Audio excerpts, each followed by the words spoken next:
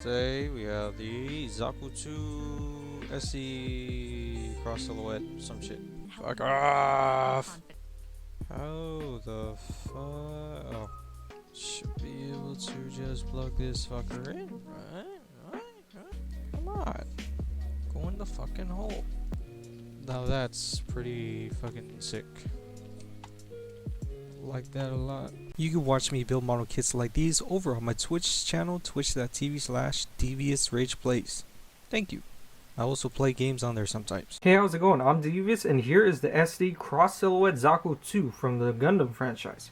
The SD and the CS in the title means that you can make this kit into either a tiny fuck or a slightly taller and more posable tiny fuck. But that CS frame isn't included, so go fuck yourself. What did you think? Because it shows off the cross silhouette shit, that means you get that too? No, stupid. Now, from what I know, Shane a lot, Zaku II is a type of Gundam made for the franchise villains, and with its namesake, it's the successor to the first model. Now, as a kid, I did see the SD Gundam show, and these Gundams, or mobile suits, whatever the fuck, were the grunts to the enemy army. With that being said, I hold this design very dear to me. Not really, these weren't the good guys, who fuck cares? Speaking of the design, sculpting of the figure is very nice, and as with all kits I have, there's no painting. Fuck you. It's such a cute little figure that I can't help but stare at. I want to play with it, and play with this you can. Sort of.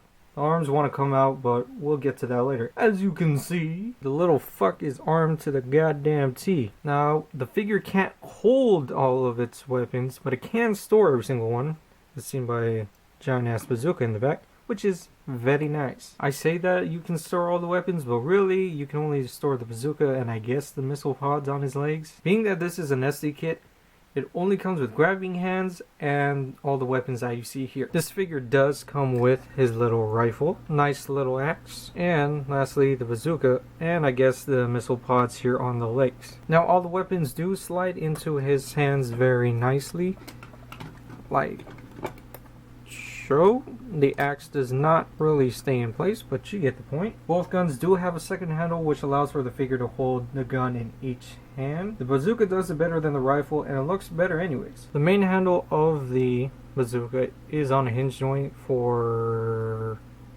I don't fucking know why. Now the double fisting of the guns wouldn't be possible without some good articulation. Head is on a ball joint, but it can't really look up or down that much. If you remove the head, you will see that there's a little tab right there that if you move around, the eye moves around. Which, I mean, isn't really necessary to take off the head to do it. You can kind of reach your finger in and do it. Now, it is a nice feature. However, if you have OCD like I do, if it's not centered, it's going to drive me insane. Rotation at the arms. The shit is also a little bit loose, so it can get out of place a little easily. If you pull out the arms a little bit, obviously you do it too much, that'll happen. What the fuck? It doesn't happen no more. Now if you pull out the arms a little bit, just slightly, you can bring the arms in. Otherwise they go in more like that. Both shoulder pads are on ball joints, but the right one is a little bit stiff, which ain't too bad.